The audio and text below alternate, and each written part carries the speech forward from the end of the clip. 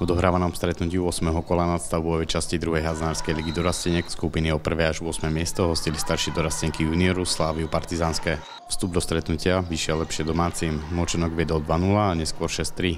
Partizánske gólmi Fabovej a Hlavačovej stav v 18. minúte otočilo a viedlo 7-6. Neskôr sa družstva vo vedení o gól striedali. V 26. minúte viedol junior 11-10, no polčas nakoniec vyhrali hostky 14-12. Po zmene strán domáce gól Kolerovej a Valentíniovej vyrovnali a od 37. minúty neustále viedli o jeden presný zásah. Hrala sa rýchla hádzaná zo strany na stranu.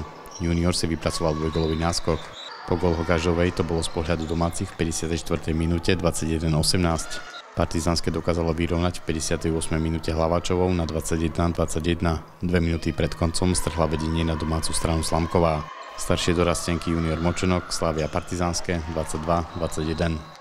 Prišli sme sem v takej oklieštenej zostave, pretože naše dorastenky sú momentálne vo veľmi zlom zložení. Naše dorky doplňujú väčšinou staršie žiačky, ale určite dnes baby chválim, boli statočné, boli odvážne, boli perfektné hrali, ale bohužiaľ dneska to šťastie stalo na strane Močenka, aj keď s nejakou určitou pomocou, ale som na ne hrdá, som na ne pyšná a ďakujem im.